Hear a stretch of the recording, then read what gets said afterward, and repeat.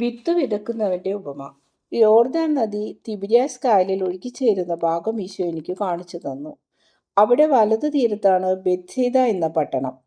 ആ പട്ടണത്തെപ്പറ്റി ഈശോ എനിക്ക് പറഞ്ഞു തന്നു. ഇപ്പോൾ ബെത്സൈദ പട്ടണം തീരത്തു നിന്ന് അല്പം ഉള്ളിലേക്ക് മാറിയാണ് കിടക്കുന്നത്. അത് പണ്ഡിതന്മാരെ ചിന്താകുഴപ്പത്തിലാക്കിയിട്ടുണ്ട്. മലയിൽ നിന്നുള്ള മണ്ണ് കഴിഞ്ഞ 20 നൂറ്റാണ്ടുകളായി ഈ തീരത്ത് അടിഞ്ഞുകൂടിയത് മൂലമാണ് ഇപ്രകാരം സംഭവിച്ചതെന്ന് വിശദീകരിക്കപ്പെട്ടിരിക്കുന്നു. പഴയ കാലത്ത് ഈ പട്ടണം നദീമുഖത്ത് തന്നെ ആയിരുന്നു. ധാരാളം വെള്ളമുള്ളപ്പോൾ ചെറിയ വള്ളങ്ങൾ കൊറാസീം വരെയും വന്നിരുന്നു. കായൽ വല്ലാതെ ഇളകിമറിയുമ്പോൾ ബെത്സൈദയിലെ വള്ളങ്ങൾ നദിയിലേക്ക് കയറ്റി സുരക്ഷിതമായി ഇടുമായിരുന്നു. ഞാനിത് നിന്നോട് പറയുന്നത് ഇതിലൊട്ടും താല്പര്യമില്ലാത്ത നിനക്ക് വേണ്ടിയല്ല, ചിന്താകുഴപ്പത്തിൽ കഴിയുന്ന പണ്ഡിതന്മാർക്ക് വേണ്ടിയാണ്. ഇനി നമുക്ക് തുടരാം. കഫർനാമിൽ നിന്നും ക്രിസ്തുമായ കായൽഭാഗം തരണം ചെയ്ത് അപ്പസ്തോലന്മാരുടെ വള്ളങ്ങൾ ബെത്സൈദയിലെത്തി. മറ്റനേകം വള്ളങ്ങളും അവരെ പിന്തുടരുന്നുണ്ടായിരുന്നു. അവയിലുള്ളവരും ബെത്സൈദയിലെ ജനങ്ങളോട് ചേർന്ന് ഈശോയ്ക്ക് സ്വാഗതമരുളാൻ പോവുകയാണ്. ഈശോ പത്രോസിന്റെ വീട്ടിൽ പ്രവേശിച്ചു. അവിടെ പത്രോസിന്റെ ഭാര്യ ഉണ്ടായിരുന്നു. തൻ്റെ ഭർത്താവിനെ പറ്റി നിരന്തരം പിറുപിറുത്തു കൊണ്ടിരുന്ന അമ്മയുടെ കൂടെ താമസിയാതെ ഒറ്റയ്ക്ക് താമസിക്കുന്നതാണ് അവർക്കിഷ്ടമെന്ന് തോന്നുന്നു. പുറത്തു നിന്ന ജനക്കൂട്ടം അത്യുച്ചത്തിൽ ഈശോയെ വിളിച്ചുകൊണ്ടിരുന്നു. ഇത് പത്രോസിന് വലിയ ശല്യമായി തോന്നി. അദ്ദേഹം പുറത്തു കയറി നിന്ന് ജനങ്ങളോട് മര്യാദ പാലിക്കുവാൻ അഭ്യർത്ഥിച്ചു. ഗുരു തൻ്റെ വീട്ടിൽ അല്പസമയമെങ്കിലും നിൽക്കുന്നത് അദ്ദേഹത്തിന് വളരെ സന്തോഷകരമായിരുന്നു. എന്നാൽ ഈശോയ്ക്ക് എന്തെങ്കിലുമൊക്കെ കൊടുക്കുവാൻ പത്രോസ് ഭാര്യയോട് അഭ്യർത്ഥിച്ചു കൊണ്ടിരുന്നു. അല്പം വെള്ളവും തേനും കലർത്തി കൊടുത്തത് കുടിക്കുവാൻ പോലും അവിടത്തേക്ക് സമയമില്ലായിരുന്നു. ഇത് കണ്ട് പത്രോസ് പിറുപിറുത്തു. ഈശോ പത്രോസിനെ നോക്കി പുഞ്ചിരിച്ച് തല കുലുക്കി പറഞ്ഞു, നിന്റെ മട്ട് കണ്ടാൽ നാം ഇനി ഒരിക്കലും കാണുകയില്ലെന്നും യാദൃശ്ചികമായി കണ്ടുമുട്ടിയതാണെന്നും തോന്നുന്നല്ലോ. എന്നാലും അത് ശരിയല്ലേ? ഈ ലോകത്തിൽ അവിടുന്ന് ഞാനും എന്തെങ്കിലും ഒരുമിച്ചായിരുന്നിട്ടുണ്ടോ? അവിടത്തേക്കും എനിക്കുമിടയിൽ രോഗികളും നിരാശ്രയരും ശ്രോതാക്കളും വിജ്ഞാനബുദ്ധികളും അപവാദക്കാരും ശത്രുക്കളുമൊക്കെ നിറഞ്ഞ ഈ ലോകമില്ലേ? അവിടുന്ന് ഞാനും ഒരിക്കലും ഒന്നിച്ചായിരുന്നിട്ടില്ല. നേരെ മറിച്ച് ഇവിടെ എൻ്റെ വീട്ടിൽ അങ്ങും ഞാനും മാത്രമേ ഉള്ളൂ. ജനം ഇത് മനസ്സിലാക്കിയേ മതിയാകും. പത്രോസ് തികച്ചും അസ്വസ്ഥനായി. ക്ഷമയോനെ, എന്നാൽ നാം തമ്മിൽ അങ്ങനെ ഒരു വിടവ് ഞാൻ കാണുന്നില്ല. എൻ്റെ സ്നേഹവും എൻ്റെ വാക്കും ഒരുപോലെയാണ്. ഞാൻ എന്തെങ്കിലും സ്വകാര്യമായി പറഞ്ഞാലും എല്ലാവരോടുമായി പറഞ്ഞാലും അതിലെന്തെങ്കിലും വ്യത്യാസമുണ്ടാവുമോ? പത്രോസ് അപ്പോൾ തൻ്റെ വലിയ ദുഃഖമേറ്റു പറഞ്ഞു. എനിക്കുള്ള ബുദ്ധിമുട്ട് ഇതാണ്. ഞാനൊരു പോഷനാണ്. എൻ്റെ മനസ്സ് എങ്ങും ഉറച്ചു നിൽക്കുകയില്ല. ഒരു നാൾക്കവലയിൽ നിന്ന് അങ്ങ് സംസാരിക്കുമ്പോൾ അഥവാ മലയിൽ വെച്ചൊരു വലിയ ജനക്കൂട്ടത്തോടങ്ങ് പ്രസംഗിക്കുമ്പോൾ എല്ലാം എനിക്ക് മനസ്സിലാവുമെങ്കിലും പിന്നീട് അതെല്ലാം മറന്നുപോകും. ഈ കാര്യം ഞാൻ എൻ്റെ കൂട്ടുകാരോട് പറഞ്ഞപ്പോൾ അവരും അത് ശരിവെച്ചു. മറ്റാളുകൾ, അതായത് അങ്ങേ ശ്രവിക്കുന്ന മറ്റാളുകൾ അങ്ങ് പറയുന്ന കാര്യങ്ങൾ മനസ്സിലാക്കുക മാത്രമല്ല ഓർത്തിരിക്കുകയും ചെയ്യുന്നു. ഈശോ പറഞ്ഞതുകൊണ്ട് ഞങ്ങൾ വീണ്ടും അങ്ങനെ ചെയ്തില്ല എന്നും ഒരിക്കൽ നിന്നെ ശ്രവിച്ച് ആകൃഷ്ടരായതുകൊണ്ടാണ് വന്നതെന്നും ഓരോരുത്തർ പറയുന്നത് ഞങ്ങൾ കേട്ടിട്ടുണ്ട്. എന്നാൽ ഞങ്ങളുടെ കാര്യം തടസ്സമില്ലാതെ ഒഴുകുന്ന വെള്ളം പോലെയാണത്. ഒഴുകിപ്പോകുന്ന വെള്ളത്തെ തീരത്തിന് കിട്ടുകയില്ല. വേറെ വെള്ളം ഒഴുകി വരുമെങ്കിലും അതും കടന്നു പോവുകയേ ഉള്ളൂ. അങ്ങ് പറയുന്നത് എന്തെങ്കിലും വാസ്തവമായി തീർന്ന് അങ്ങാവുന്ന നദി ഞങ്ങൾക്ക് നഷ്ടപ്പെട്ടു പോയാൽ എന്താണ് ഞങ്ങൾക്ക് സംഭവിക്കുകയെന്ന് ഞാൻ ഭയപ്പെടുന്നു. അവിടുന്ന് തന്നിട്ടുള്ള അളവില്ലാത്ത ജലത്തിൽ അല്പവും കരുതി വെക്കാൻ കഴിഞ്ഞിട്ടില്ലാത്ത ഞാൻ ദാഹിച്ചെത്തുന്നവർക്ക് എന്താണ് കൊടുക്കുക? മറ്റുള്ള അപ്പസ്തോലന്മാരും പത്രോസിന് പിന്തുണ നൽകിക്കൊണ്ട് ഇതേ പരാതി പറഞ്ഞു. എല്ലാം ഓർമ്മ വെച്ച ചോദ്യങ്ങൾ ചോദിക്കുന്നവർക്ക് തക്കതായ മറുപടി കൊടുക്കണമെന്ന് ആഗ്രഹമുണ്ടെങ്കിലും കേൾക്കുന്നതൊന്നും ഓർത്തിരിക്കാൻ അവർക്ക് കഴിയുന്നില്ലത്രേ. ഈശോ പുഞ്ചിരിച്ചുകൊണ്ട് ഇപ്രകാരം പറഞ്ഞു, ഞാൻ അങ്ങനെ കരുതുന്നില്ല. നിങ്ങളുടെ കാര്യത്തിൽ ജനങ്ങൾ വളരെ സന്തുഷ്ടരാണ്, തീർച്ചയായും തൃപ്തരാണ്. ഞങ്ങളുടെ എല്ലാവരുടെയും കാര്യത്തിൽ അത് ശരിയാണ്. ജനങ്ങളെ തള്ളിമാറ്റി അങ്ങേക്ക് ഞങ്ങൾ വഴിയുണ്ടാക്കുന്നു, രോഗികളെ കൂട്ടിക്കൊണ്ടുവരുന്നു, ധനശേഖരണം നടത്തുന്നു. ഗുരു, അപ്രകാരം തന്നെയെന്ന് ഞങ്ങൾ പറയുന്നത് അത്ഭുതകരമല്ലേ? ക്ഷമയോനെ, സ്വയം ഇത്രയേറെ താഴ്ത്തിക്കെട്ടേണ്ട. ഞാൻ സ്വയം താഴ്ത്തിക്കെട്ടുകയല്ല, എനിക്ക് എന്നെ അറിയാം. കരസ്ഥമാക്കാൻ ഏറ്റവും ബുദ്ധിമുട്ടുള്ള അറിവ് അതാണ്. എങ്കിലും നിങ്ങളുടെ വലിയ ആശങ്കയിൽ നിന്നും നിങ്ങളെ മോചിപ്പിക്കുവാൻ ഞാൻ ആഗ്രഹിക്കുന്നു. ഞാൻ പറയുമ്പോൾ നിങ്ങൾക്ക് മനസ്സിലാവുകയും അത് നിങ്ങളുടെ ഓർമ്മയിൽ നിൽക്കാതിരിക്കുകയും ചെയ്യുന്നുവെങ്കിൽ യാതൊരുവിധ ഭയമോ മടിയോ കൂടാതെ എന്നോട് ചോദിച്ചുകൊള്ളൂ. നിങ്ങൾക്ക് വേണ്ടി എല്ലാ ദിവസവും കുറേ സമയം ഞാൻ പ്രത്യേകം മാറ്റിവെക്കാം. ആ സമയത്ത് നിങ്ങളുടെ ഹൃദയങ്ങൾ എൻ്റെ മുന്നിൽ തുറന്നു വെക്കണം. ഞാൻ ധാരാളം പേർക്ക് കൊടുക്കുന്നു. നിങ്ങളെ വളരെയേറെ സ്നേഹിക്കുന്ന ഞാൻ നിങ്ങൾക്ക് എന്താണ് തരേണ്ടത്? ദൈവത്തിന് ഇതിലധികം നിങ്ങളെ സ്നേഹിക്കുവാൻ കഴിയുകയില്ല. തീരത്തിനൊന്നും നൽകാതെ കടന്നു പോകുന്ന വെള്ളത്തെപ്പറ്റി നിങ്ങൾ പറഞ്ഞു. എന്നാൽ ഓരോ തിരയും തീരത്ത് ഓരോ വിത്ത് നിക്ഷേപിച്ചിട്ടുണ്ടെന്നും അതിൽ നിന്നും ഓരോ സസ്യം വളർന്നു വരുമെന്നും നിങ്ങൾ മനസ്സിലാക്കുന്ന കാലം വരുന്നു. എല്ലാ കാലത്തും പൂത്തു നിൽക്കുന്ന ചെടികൾ നിങ്ങളുടെ മുന്നിൽ കാണുമ്പോൾ അത്ഭുതപൂർവ്വം നിങ്ങൾ പറയും, കർത്താവ് എനിക്ക് എന്തെല്ലാം ചെയ്തു തന്നിരിക്കുന്നു. അപ്പോഴേക്കും നിങ്ങൾ പാപത്തിൻ്റെ അടിമത്തത്തിൽ നിന്നും മോചനം പ്രാപിക്കുകയും ഇപ്പോൾ നിങ്ങളിലുള്ള നന്മ പൂർണ്ണ വളർച്ച പ്രാപിക്കുകയും ചെയ്യും. എൻ്റെ കർത്താവേ, അവിടെ നിന്ന് അങ്ങനെ പറയുന്നു, അങ്ങയുടെ വാക്കിൽ ഞാൻ ആശ്രയം വയ്ക്കുന്നു. ഇനി നമുക്ക് നമ്മെ കാത്തിരിക്കുന്ന ആളുകളുടെ അടുത്തേക്ക് പോകാം. സ്ത്രീയെ, നിനക്ക് സമാധാനം ഉണ്ടാവട്ടെ. ഇന്ന് വൈകുന്നേരം ഞാൻ നിന്റെ അതിഥിയായിരിക്കും. അവർ പുറത്തേക്കിറങ്ങി.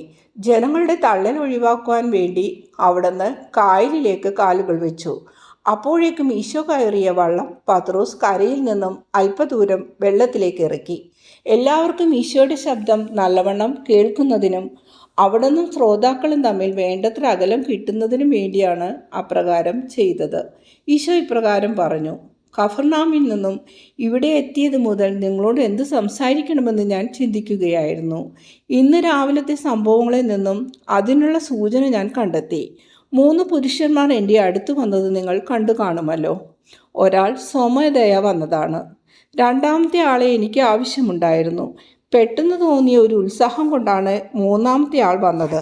2 പേരെ മാത്രമേ ഞാൻ സ്വീകരിച്ചിട്ടുള്ളൂവെന്ന് നിങ്ങൾ കണ്ടുവല്ലോ. എന്തുകൊണ്ട്? മൂന്നാമത്തെ ആളിൽ ഒരു വഞ്ചകനെ ഞാൻ കണ്ടതായിരിക്കുമോ? അല്ല, അതാണ് സത്യം. എന്നാൽ അയാൾക്ക് വേണ്ടത്ര തയ്യാറെടുപ്പില്ലെന്ന് എനിക്ക് മനസ്സിലായി. കാണുന്നവർക്കൊക്കെ പിതാവിൻ്റെ ശവസംസ്കാരത്തിന് പോയ ആളാണ് ഒട്ടും തയ്യാറെടുപ്പില്ലാതെ വന്നതെന്ന് തോന്നും. എന്നാൽ അങ്ങനെയുള്ളത് മൂന്നാമത്തെ ആളായിരുന്നു. യഥാർത്ഥമായും ധീരമായ ഒരു ത്യാഗം ചെയ്യാൻ തനിക്ക് കഴിയുമെന്ന് ബോധ്യമില്ലാതെയാണ് അയാൾ ഒരുങ്ങി വന്നത്. ദൈവത്തെ പിന്തുടരുന്നതിലുള്ള ധീരതയാണ് ശക്തമായ ആത്മീയ തയ്യാറെടുപ്പിൻ്റെയും എപ്പോഴുമുള്ള തെളിവ്. ഇത് വിശദമാക്കുന്ന ചില യാദൃശ്ചിക സംഭവങ്ങളാണ് പിന്നീട് എനിക്ക് ചുറ്റും നടന്നത്. ക്രിസ്തുവിനെ സ്വീകരിക്കുവാൻ പരമാവധി തയ്യാറുള്ളവർ അവരുടെ ജാതിയോ വിദ്യാഭ്യാസ നിലവാരമോ എന്തുമാവട്ടെ സമ്പൂർണമായ കൃത്യതയോടും വിശ്വാസത്തോടും കൂടി എൻ്റെ അടുത്ത് വരുന്നു. എന്നാൽ വേണ്ടത്ര ഒരുക്കമില്ലാത്തവർ ഒരു അസാധാരണ മനുഷ്യനെന്ന നിലയിൽ എന്നെ പരിശോധിക്കുകയോ സംശയത്തോടും ജിജ്ഞാസയോടും കൂടി എന്നെപ്പറ്റി പഠിക്കുകയോ ചെയ്യുന്നു. അതുമല്ലെങ്കിൽ പല വിധത്തിൽ കുറ്റാരോപണം നടത്തിക്കൊണ്ട് അവർ എന്നെ ആക്രമിക്കുകയും അപമാനിക്കുകയും ചെയ്യുന്നു.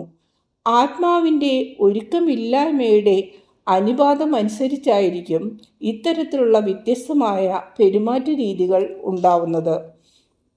എവിടെയായിരുന്നാലും തിരഞ്ഞെടുക്കപ്പെട്ട ജനങ്ങളുടെ ആത്മാക്കൾ മിശിഹായെ സ്വീകരിക്കുവാൻ തയ്യാറായിരിക്കും. പിതാക്കന്മാരും പ്രവാചകന്മാരും ജിജ്ഞാസപൂർവ്വം കാത്തിരുന്ന മിശിഹ ഒടുവിൽ ആഗതനായിരിക്കുന്നുവെന്നും പ്രവചനങ്ങളിൽ പറഞ്ഞിരിക്കുന്ന അടയാളങ്ങൾ നിവൃത്തിയാക്കുന്നുവെന്നും ശരീരങ്ങളിലും വസ്തുവകകളിലും ചെയ്യുന്ന ദൃശ്യമായ അത്ഭുത പ്രവൃത്തികളിലൂടെ അവിടുത്തെ ആത്മീയ വ്യക്തിത്വം കൂടുതൽ വെളിപ്പെടുന്നുവെന്നും അദൃശ്യമായ അത്ഭുത പ്രവൃത്തികളിലൂടെ അവിടുന്ന് പുറം ജാതികളുടെയും മറ്റും മനസ്സ് മാറ്റി അവരെ ദൈവത്തിലേക്ക് തിരിക്കുന്നുവെന്നും ഈ വിശ്വാസികൾ മനസ്സിലാക്കുന്നു. എന്നാൽ കൃത്യമായും മിശിഹായെ പിന്തുടരാനുള്ള ശ്രമത്തെ അത്തരം ആളുകളുടെ മക്കൾ തന്നെ ശക്തമായി തടസ്സപ്പെടുത്തും. ഇത് പറയാൻ എനിക്ക് പ്രയാസമുണ്ട്.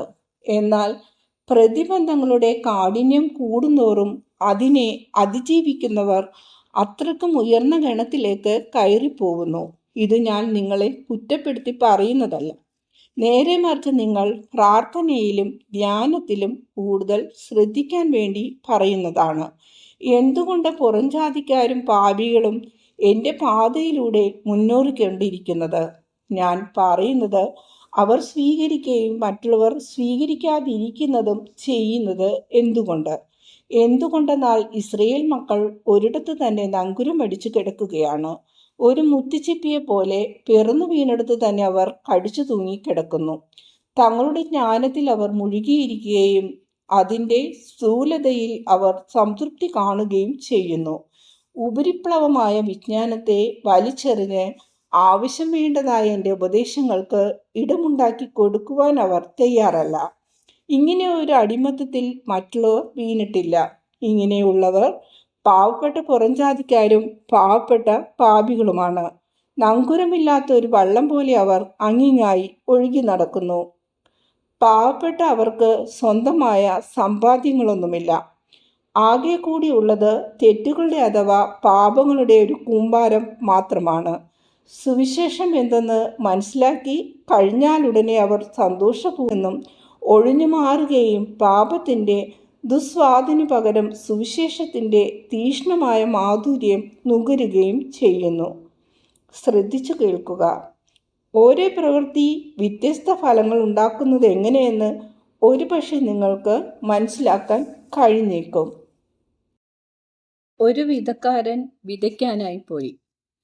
പല വിധത്തിലുള്ള ധാരാളം പാടങ്ങൾ അയാൾക്കുണ്ടായിരുന്നു. പിതൃസ്വത്തായി ലഭിച്ച പാടത്ത് അയാളുടെ അശ്രദ്ധ മൂലം കാട് കീറി കിടക്കുന്നു. മറ്റു ചില പാടങ്ങൾ അയാൾ വിലയ്ക്ക് വാങ്ങിയതാണ്. തൻ്റെ പാടങ്ങളെ അവഗണിച്ചിട്ടിരുന്ന ഒരാളിൽ നിന്നാണ് അയാൾ അവ വാങ്ങിയത്. വാങ്ങിയ പാടെ ഇട്ടിരിക്കുകയാണ് ആ പാടങ്ങൾ. ഇനിയുള്ള പാടങ്ങളിൽ ഒട്ടേറെ വലിയ വരമ്പുകളുണ്ട്. സൗകര്യപ്രദമായി സഞ്ചരിക്കുവാൻ ആ കർഷകൻ നിർമ്മിച്ച വരമ്പുകളാണവ. തൻ്റെ വീടിനോട് അടുത്ത് കിടക്കുന്ന കുറേ നിലങ്ങൾ അയാൾ ഭംഗിയായി സംരക്ഷിക്കുന്നുണ്ട്. അവയിൽ കല്ലുകളോ മുള്ളുകളോ കളകളോ ഒന്നും തന്നെയില്ല. ഏറ്റവും മികച്ച വിത്ത് നിറച്ച ചാക്കുമായി പാടത്ത് ചെന്ന അയാൾ വിത ആരംഭിച്ചു. വീടിനടുത്തുള്ള നല്ല നിലത്താണ് ആദ്യം വിത്തുകൾ വീണത്. പിന്നീട് അയാൾ വിതച്ചത് വരമ്പുകൾ നിറഞ്ഞ പാടത്താണ്. തുണ്ടം തുണ്ടമായി വിഭജിക്കപ്പെട്ടിരുന്ന ആ വയലുകളിൽ വളക്കൂറുള്ള മണ്ണുണ്ടായിരുന്നുവെങ്കിലും ഉണങ്ങിയ അഴുക്കും പൊടിയും കൊണ്ടത് മൂടപ്പെട്ടിരുന്നു. പിന്നെയും അയാൾ വിതച്ചു. മുള്ളുകളും കുറ്റിക്കാടുകളും നിറഞ്ഞ പാടത്താണ് ആ വിത്തുകൾ വീണത്. ഉഴുതുമറിച്ചപ്പോൾ അവയൊക്കെ അപ്രത്യക്ഷമായെങ്കിലും അവ മൂടോടെ നശിച്ചിരുന്നില്ല. വീണ്ടും മുളച്ചു വരാത്തവണ്ണം അവയെ ഉന്മൂലനം ചെയ്യുവാൻ അഗ്നിക്ക് മാത്രമേ കഴിയൂ. ഈയിടെ വാങ്ങിയ ഉഴുതുമറിക്കുക പോലും ചെയ്തിട്ടില്ലാത്ത നിലത്താണ് പിന്നെ വിതച്ചത്. കല്ലുകൾ നിറഞ്ഞതും കടുകട്ടിയായി ഇരിക്കുന്നതുമായ ആ തറയിൽ ഒരു സസ്യത്തിൻ്റെയും വേര് ഇറങ്ങുമായിരുന്നില്ല. വിത്തെല്ലാം വാരി വിതറിയ ശേഷം വീട്ടിൽ തിരിച്ചെത്തിയ അയാൾ പറഞ്ഞു, വളരെ നല്ലത്. ഇനി ഞാൻ കൊയ്ത്തിനു വേണ്ടി കാത്തിരിക്കുക മാത്രം ചെയ്താൽ മതി. വീടിനോട് ചേർന്നുള്ള പാടത്തെ ഗോതമ്പ് ചെടികൾ മാസങ്ങൾ കടന്നുപോയപ്പോഴേക്കും തളർത്തു വളരാൻ തുടങ്ങിയപ്പോൾ അയാൾ സന്തുഷ്ടനായി. സുവർണ നിറത്തിലുള്ള കതിരുകൾ പരസ്പരം ഉരസിക്കൊണ്ട് സൂര്യന് ഹോശാന പാടി. ഹാ, എത്ര മനോഹരമായ കാഴ്ച! അയാൾ സ്വയം പറഞ്ഞു. എല്ലാ പാടങ്ങളും ഇതുപോലെ ആയിരിക്കും. ഇനി അരവാളുകളും പത്തായപ്പുരകളും ഒരുക്കി വയ്ക്കട്ടെ. എത്രയധികം ആഹാരം, എത്രയധികം സ്വർണം! അയാൾക്ക് വളരെയേറെ സന്തോഷം തോന്നി.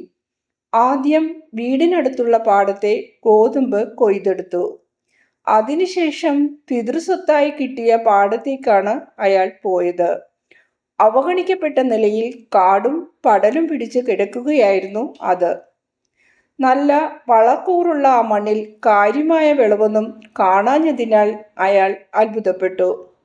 ഗോതമ്പ് നല്ലവണ്ണം വളർന്നു വന്നെങ്കിലും മുൾച്ചെടികൾ അവയെ ഞെരിച്ചു കളഞ്ഞു. ആ മനുഷ്യൻ പറഞ്ഞു, ഞാൻ പാടത്തെ അവഗണിച്ചു പോയി. എന്നാൽ മറ്റു പാടങ്ങളിൽ മുൾച്ചെടികൾ ഇല്ലാത്തതിനാൽ അവിടെ നല്ല വിളവുണ്ടായിരിക്കും. പിന്നീട് അയാൾ പോയത് അടുത്ത കാലത്ത് വാങ്ങിയ നിലത്തിലേക്കാണ്. അയാളുടെ അത്ഭുതവും ദുഃഖവും പൂർവാധികമായി. ഗോതമ്പ് ചെടികൾ ഇലകരിഞ്ഞ് കച്ചി പോലെ നിൽക്കുന്നു. വെറും ഉണക്കക്കച്ചിയല്ലാതെ മറ്റൊന്നുമില്ല. ഇതെങ്ങനെ സംഭവിച്ചു? ഇവിടെ മുള്ളുകളില്ലല്ലോ. അതേ വിത്തു തന്നെയാണല്ലോ ഞാൻ വിതച്ചത്. അവിടെ അത് ഇടതൂർന്ന് ഭംഗിയായി വളർന്നു. വളർച്ച മുറ്റിയ ധാരാളം ഇലകളും ഉണ്ടായിരുന്നു. എന്നാൽ കതിര് വരും മുമ്പേ ഇതിന്റെ ഇലകളൊക്കെ കൊഴിഞ്ഞു പോവാൻ കാരണം എന്താണ്?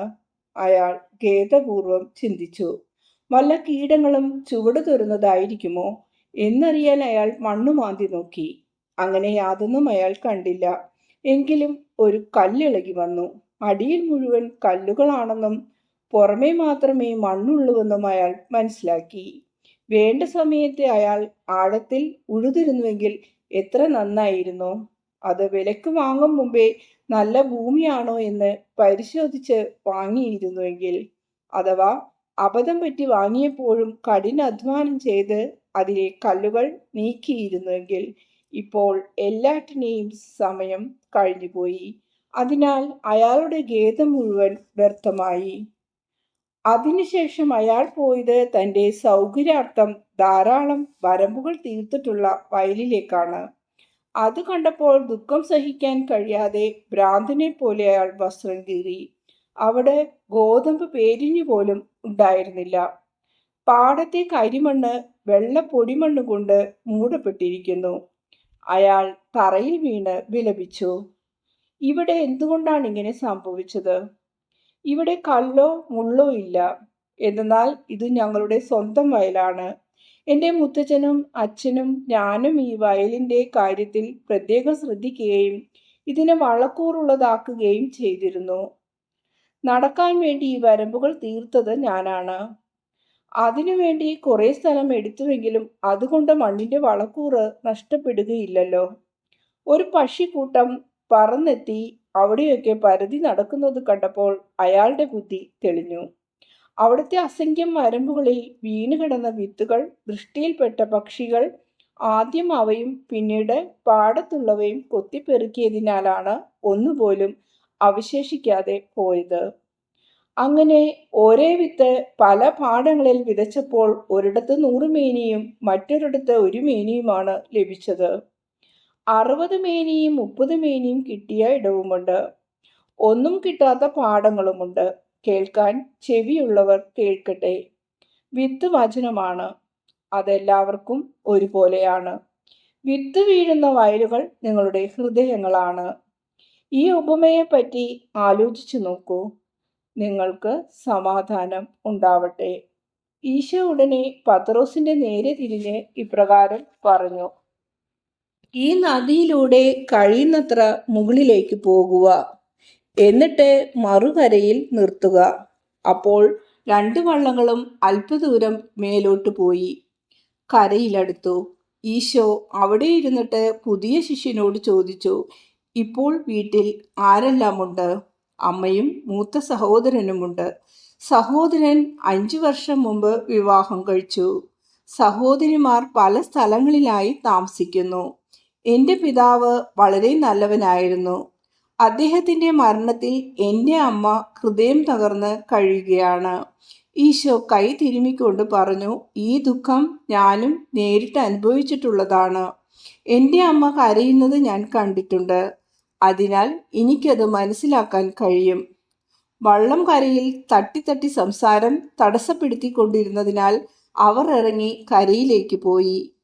കായലോരത്തോളം നീണ്ടുകിടക്കുന്ന ബെത്സയിദ മലയുടെ താഴ്വര ഇവിടെയാണ് അവസാനിക്കുന്നത്. ഇവിടെ നിന്നും വടക്കോട്ടും വിളസമൃദ്ധമായൊരു സമതലം വ്യാപിച്ചു കിടക്കുന്നു. നാം മോറോമിലേക്ക് പോവുകയാണോ? പത്രോസ് ചോദിച്ചു. അല്ല, പാടത്തിൻ്റെ മധ്യത്തിലുള്ള ഈ പാതയിലൂടെ നമുക്ക് പോകാം. നന്നായി സംരക്ഷിക്കപ്പെടുന്ന മനോഹരമായ പാടം. ഒരേ ഉയരത്തിൽ വളർന്നു നിൽക്കുന്ന നിറകതിരുകൾ കാറ്റത്താടുമ്പോൾ അത് ഓളം വെട്ടുന്ന ഒരു കായലാണെന്നേ തോന്നൂ. അങ്ങിങ്ങായി നിൽക്കുന്ന വൃക്ഷങ്ങളും അതിൽ നിറഞ്ഞിരിക്കുന്ന പക്ഷികളും കൂടി പായ്ക്കപ്പലിൻ്റെ പ്രതീതി ജനിപ്പിക്കുന്നു. ഇപ്പോൾ പറഞ്ഞ ഉപമയിലെ പോലെയല്ല ഈ പാടങ്ങൾ, ഈശോയുടെ ബന്ധുവായ ജെയിംസ് പറഞ്ഞു. അല്ല, പക്ഷികൾ ഇവ നശിപ്പിച്ചിട്ടില്ല. ഇവിടെ കല്ലോ മുൾച്ചെടികളോ ഇല്ല. ഗോതമ്പ് ചെടികൾ നല്ല മനോഹരമായിരിക്കുന്നു. 1 മാസത്തിനുള്ളിൽ എല്ലാം പഴുത്ത് പാകമാകും. 2 മാസത്തിനുള്ളിൽ കൊയ്തെടുത്ത് അറയിലാക്കാം. യൂദാസ് കറിയോത്ത പറഞ്ഞു. ഗുരോ, അവിടുന്ന് എൻ്റെ വീട്ടിൽ വെച്ച് പറഞ്ഞ കാര്യങ്ങൾ ഓർക്കുമല്ലോ. അങ്ങെല്ലാം ഭംഗിയായി പറഞ്ഞുവെങ്കിലും എൻ്റെ തലയിൽ അതെല്ലാം കൂടി കുഴഞ്ഞു മറിഞ്ഞ് കാറ്റത്തിളകുന്ന മേഘങ്ങളെപ്പോലെ അലങ്കോലപ്പെട്ട് കിടക്കുകയാണ്. പത്രോസ് പറഞ്ഞു. ഇന്ന് വൈകുന്നേരം ഞാൻ നിനക്കെല്ലാം വിശദീകരിച്ചു തരാം. ഇതാ നാം കോറാസീമിന് അടുത്തെത്തിക്കഴിഞ്ഞു. പുതിയ ശിഷ്യനോട് ഈശോ ഇപ്രകാരം പറഞ്ഞു. നൽകുന്നവർക്ക് ധാരാളമായി നൽകപ്പെടും. നിങ്ങളുടെ കയ്യിൽ നീക്കിയിരിപ്പുള്ളത് കൊണ്ട് ദാനം നൽകിയതിൻ്റെ മഹത്വം നഷ്ടപ്പെടുന്നില്ല. നിങ്ങളുടെ കുടുംബ കല്ലറയിലേക്കും മാതൃഗ്രഹത്തിലേക്കും എന്നെ കൂട്ടിക്കൊണ്ട് പോവുക. ആ യുവാവ് മുട്ടിമേൽ നിന്ന് ഈശോയുടെ കൈ മുത്തിക്കൊണ്ട് കരഞ്ഞു. എഴുന്നേൽക്കൂ, നമുക്ക് പോകാം. നിന്റെ കരച്ചിലിൻ്റെ അർത്ഥം എൻ്റെ ആത്മാവ് മനസ്സിലാക്കിയിരിക്കുന്നു. നിന്റെ ധീരതയ്ക്ക് എൻ്റെ സ്നേഹത്തിലൂടെ ശക്തി പകരുവാൻ ഞാൻ ആഗ്രഹിക്കുന്നു. അവിടുന്ന് എത്ര നല്ലവനാണെന്ന് മൂപ്പനായ ഐസക് എന്നോട് പറഞ്ഞിരുന്നു. ഐസക്കിനെ അവിടത്തേക്ക് അറിയാമല്ലോ. അങ്ങ് അയാളുടെ മകളെ സുഖപ്പെടുത്തി. അയാൾ എൻ്റെ സുഹൃത്തായിരുന്നു. എന്നാൽ അവിടുത്തെ കരുണ ഞാൻ കേട്ടിട്ടുള്ളതെങ്കിലും വളരെ അധികമാണ്. നമുക്ക് ആ മൂപ്പൻ്റെ അടുത്ത് പോയി എനിക്കൊരു ശിഷ്യനെ തന്നതിന് നന്ദി പറയാം. അവർ കൊറാസമിലെത്തി. അവിടെ ആദ്യം കണ്ട വീട് ഐസക്കിൻ്റെതായിരുന്നു. വീട്ടിൽ തിരിച്ചെത്തിയ വൃദ്ധൻ ഈശോയെയും അപ്പസ്തോലന്മാരെയും കൊറാസീമിൽ നിന്നുള്ള ആ യുവാവിനെയും കൂട്ടി കണ്ടിട്ട് തൻ്റെ ഊന്നുവടി സഹിതം കൈകൾ ഉയർത്തി നിശബ്ദനായി അത്ഭുതപൂർവം നിന്നു. ഈശോ പുഞ്ചിരിച്ചപ്പോൾ ആ വൃദ്ധൻ സംസാരിക്കാൻ പ്രാപ്തനായി. ഗുരു, ദൈവം അങ്ങയെ അനുഗ്രഹിക്കട്ടെ. അങ്ങ് എന്നെ ഇത്രയധികം ആദരിച്ചത് എന്തിനാണ്? താങ്കൾക്ക് നന്ദി പറയാൻ. എന്നാലും എൻ്റെ ദൈവമേ, ഇതെന്തിനാണ്? ഞാനാണ് അങ്ങേക്ക് നന്ദി പറയേണ്ടത്. അകത്തു വരൂ. ഓ, എൻ്റെ മകൾ ഇവിടെയില്ല. അവൾ അമ്മായിയമ്മയെ സഹായിക്കാൻ പോയിരിക്കുകയാണ്. അവൾ വിവാഹിതയായ കാര്യം അങ്ങ് അറിഞ്ഞോ? അങ്ങയെ കണ്ട ശേഷം എനിക്ക് അനുഗ്രഹമല്ലാതെ മറ്റൊന്നും ഉണ്ടായിട്ടില്ല. അവൾ സുഖം പ്രാപിച്ച ശേഷം ഞങ്ങളുടെ ധനികനായ ഒരു ബന്ധു ദൂരസ്ഥലത്തു നിന്നും ഇവിടെ വന്നു. ഭാര്യ മരിച്ചു പോയതിനാൽ തൻ്റെ കൊച്ചു കുഞ്ഞുങ്ങൾക്ക് ഒരു അമ്മയെ തേടിയാണ് അയാൾ വന്നത്. പിന്നത്തെ വിവരമൊക്കെ ഞാൻ പറഞ്ഞല്ലോ. ഞാൻ വൃദ്ധനായി. എന്നോട് ക്ഷമിക്കുക. താങ്കൾ ബുദ്ധിമാനാണ്. എൻ്റെ നാമത്തിൽ ചെയ്യുന്ന നല്ല കാര്യങ്ങളുടെ പേരിൽ നിങ്ങൾക്ക് തീർച്ചയായും അഭിമാനിക്കാമെങ്കിലും അങ്ങനെ ചെയ്യുന്നില്ല. നല്ല കാര്യങ്ങൾ ചെയ്തിട്ട് അത് മറന്നു കളയുന്നത് വിവേകമാണ്. അത് ദൈവം മുമ്പാകെയുള്ള വിനയവും വിശ്വസ്തതയും കാണിക്കുന്നു. പക്ഷേ എനിക്കൊന്നും അറിഞ്ഞുകൂടാ. നോക്കൂ, ഈ ശിഷ്യനെ എനിക്ക് താങ്കൾ മുഖേനയല്ലേ കിട്ടിയത്. ഹേയ്, അതിനുവേണ്ടി ഞാൻ പ്രത്യേകിച്ചൊന്നും ചെയ്തിട്ടില്ല. അങ്ങേക്കറിയില്ലേ, ഞാൻ അയാളോട് സത്യാവസ്ഥ പറഞ്ഞു. ഏലിയാസ് അങ്ങയുടെ കൂടെ ചേർന്നതിൽ എനിക്ക് സന്തോഷമുണ്ട്. വൃദ്ധൻ ഏലിയാസിന്റെ നേരെ തിരിഞ്ഞു പറഞ്ഞു. നീ ഈശോയുടെ കൂടെ ചേർന്നു എന്നറിഞ്ഞപ്പോൾ നിന്റെ അമ്മയ്ക്കും ആദ്യം അത്ഭുതമായിരുന്നു. എങ്കിലും ഇപ്പോൾ അവർക്ക് വലിയ സന്തോഷമാണ്. നിന്റെ പിതാവിന് ലഭിച്ച അന്തിമ ഉപചാരങ്ങൾ ശരിക്കും മഹത്തായ തരത്തിലായിരുന്നു. അധികം താമസിയാതെ അദ്ദേഹത്തിന്റെ ജഡം അടക്കം ചെയ്തു. എൻ്റെ സഹോദരന്റെ കാര്യം എങ്ങനെ? അവനൊന്നും പറയുന്നില്ല. നിനക്കറിയാമല്ലോ, നീ ഇങ്ങനെ പോയതിൽ അവന് കുറെ പ്രയാസമുണ്ട്. കാരണം ഈ ഗ്രാമത്തിലെ ആളുകൾ തന്നെയാണ്. അവന്റെ ആ പ്രയാസം ഇപ്പോഴും മാറിയിട്ടില്ല. യുവാവ് ഈശോയോട് ഇപ്രകാരം പറഞ്ഞു. അങ്ങ് പറഞ്ഞത് ഓർമ്മയുണ്ടല്ലോ. എങ്കിലും അവൻ മരിച്ചു പോകരുതെന്നാണ് എൻ്റെ ആഗ്രഹം. അവനും എന്നെ പോലെ ജീവിച്ചിരുന്ന് അങ്ങയെ സേവിക്കട്ടെ. അയാൾ പറഞ്ഞത് എന്താണെന്ന് മറ്റുള്ളവർക്ക് മനസ്സിലായില്ല. അവർ ജിജ്ഞാസയോടെ പരസ്പരം നോക്കി. അപ്പോൾ ഈശോ പറഞ്ഞു, നിരാശപ്പെടാതെ ധൈര്യമായിരിക്കുക. ഈശോ ഐസക്കിനെ അനുഗ്രഹിച്ചിട്ട് ഉടനെ അവിടെ നിന്നും പോയി.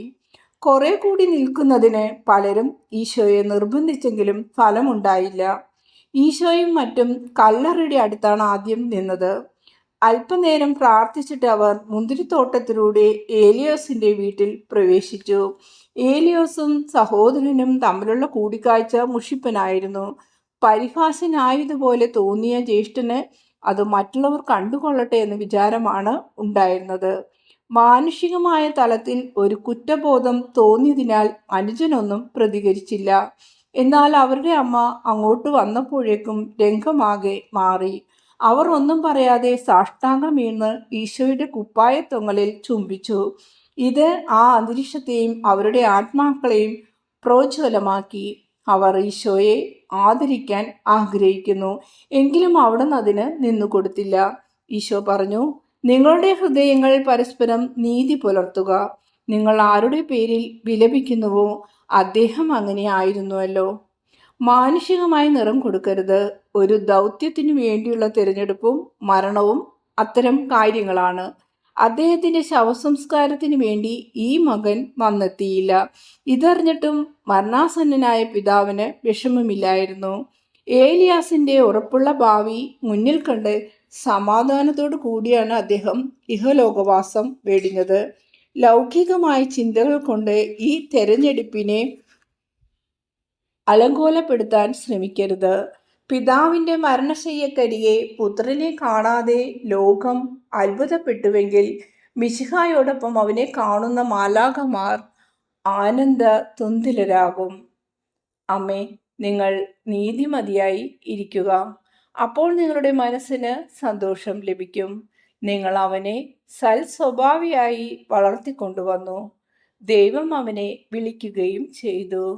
നിങ്ങളെ എല്ലാവരെയും ഞാൻ അനുഗ്രഹിക്കുന്നു. ഇപ്പോഴും എപ്പോഴും നിങ്ങൾക്ക് സമാധാനമുണ്ടായിരിക്കട്ടെ. ഈശോയും അനുയായികളും ആദ്യം നദിക്കരയിലേക്കും അവിടെ നിന്ന് ബെത്സദയിലേക്കും പോയി. ഏലിയാസ് തൻ്റെ പിതൃഗൃഹത്തിൽ ഒരു നിമിഷമെങ്കിലും നിന്ന് താമസിച്ചില്ല. അമ്മയെ ചുംബിച്ച് യാത്ര പറഞ്ഞ ശേഷം ഒരു കൊച്ചു കുഞ്ഞ് തൻ്റെ പിതാവിനെ എന്ന പോലെ അയാൾ ഈശോയെ പിന്തുടർന്നു.